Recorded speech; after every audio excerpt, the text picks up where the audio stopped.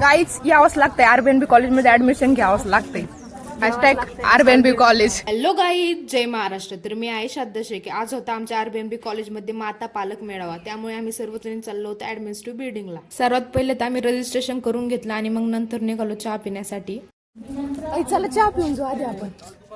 पूजीला सगळ्यात पुढे पूजूया. त्यानंतर 2-3 कप चहा पिऊन आम्ही निघालो होतो सेमिनार हॉलला आणि सर्वांचेच माता पिता आले होते, त्यामुळे वातावरण एकदम सुंदर वाटत होतं. उन्हाच्या तडाख्यात आम्ही नाही का येऊन बसलो होतो सेमिनार हॉलमध्ये. नाही बघा, एसी खाली बसलो आम्ही एकदम मस्त. सगळ्या सोयी सुविधा आहे आमच्या कॉलेजमध्ये बरं का. यावंच लागतंय, आरबीएनबीला ऍडमिशन घ्यावंच लागते. बरोबर आहे पूजे?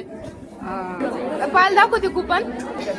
तर गाईचं बघा, आम्हाला जेवणासाठी एक कुपन दिले. हे कुपन दाखवायचं आणि मग जेवायचं. आणि आमच्याकडे 2च आहे. पब्लिक बघा आमच्याकडे किती आहे. काहीच तर नाही, असं करायचं, झेरॉक्स मारून कापून मग जेवणार आहे. हे बघ पब्लिक किती आहे आणि कुपन फक्त आमच्याकडे 2 आहे. बरोबर जातो मॅडम मागं. आता काय करता? ठीक आहे जातो मागं. चल पूजा मागं. त्यानंतर श्रुती आणि टिक्कीने खाली जाऊन तिकिटाची थोडीशी सेटिंग लावून आल्यावर मग काही नाही, आता होतंय जेवायचं.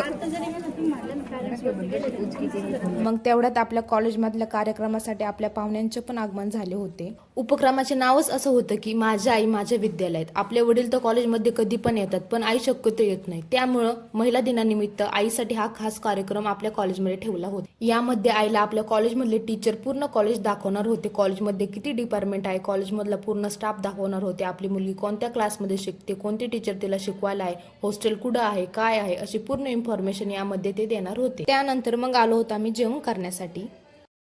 आलो आम्ही जेवायला.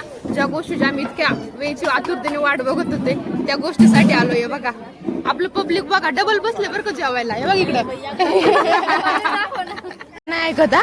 उभं राहून आता शुद्धे खाली चेअर आहे बसायला, खाली बसून का ना निवांत.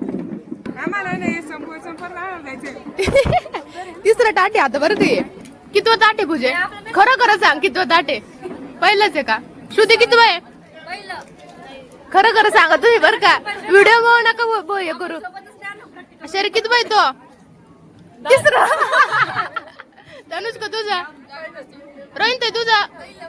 पाहिलं आपलं चक्र झालं अर्ध इकडं.